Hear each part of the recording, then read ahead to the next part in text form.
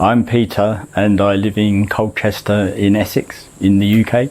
Beautiful. So Peter, prior to joining WCA, what would you say was the biggest issue or the problem in your life, and how is that affecting you? For the longest time I've had recurrent depression and social anxiety. So I never had much of a social life. Life was miserable, never getting anywhere really. I felt like life was pointless. Yeah. I was just existing. Wow. So how did you decide to come to WCA? Because when you look at the videos, there's a lot of dancing, there's a lot of hugging, there's a lot of social interaction. Did you have any resistance towards it? Like, how did you decide to actually go for it? I did have a lot of resistance because I wouldn't naturally get up and dance or get up and talk. Yeah, connecting with other people has always been an issue. Mm-hmm. I've done a few things before in the past, mm-hmm. and I signed up for the LMA, and then I did the fast track in October 24. And then we were given the opportunity to apply for WCA, and I was on a bit of a high at the time from the fast track, so I thought, well, you know, why not give it a go? Yeah. And I was accepted, much to my amazement. So leading up to it, did you have any concerns, any second thoughts? You know, because sometimes people feel like, oh my God, you know, like in the moment sounds fantastic. Leading up to it, they feel like, oh my God, what have I done? Did you have any doubts, any second thoughts about coming here?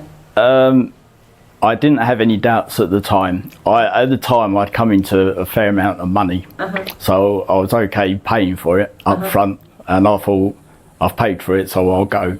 But then I basically ran out of money. And for like the last year, I wasn't going to come. I got the email saying, can you confirm you're coming? And I said, no, I can't come.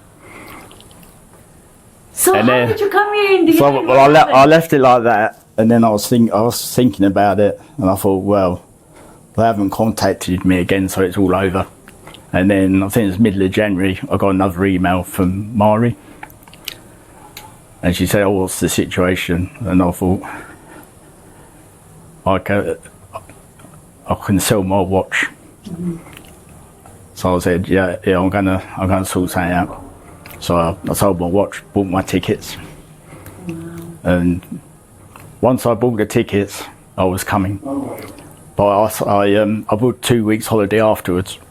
So I concentrated on thinking about the holiday, so I didn't have to worry about doing this.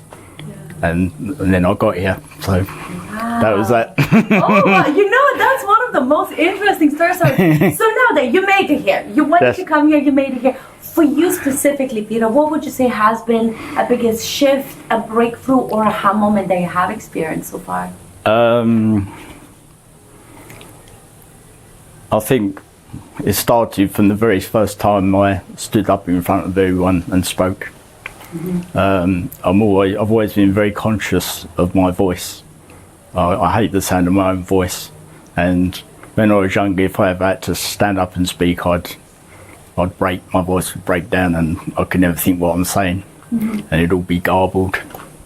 So when I managed to stand up and say something clearly and communicate effectively, it felt really good, and then I was determined to keep that going. Beautiful. So with that said, what would you say maybe surprised you the most and made you the happiest about being here? I think doing the breakthrough on the second day was a big moment. Yeah, because I knew I wanted to try it, but in the back of my mind I was thinking, if I fail, I'm going to feel really bad. So I was a bit worried about that.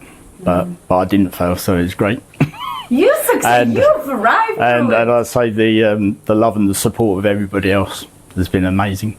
Yeah, because you know what, you are deserving of all of it, and you give so much of it too. So it's only fair for you to receive all of that back. That's yours. So one final question, then, for people that, you know, they want to be here, they may be watching your story and they think, wow, inspirational story by Peter, but they feel like, oh, you know, my family doesn't want to be here, I don't have the money, I don't have the this.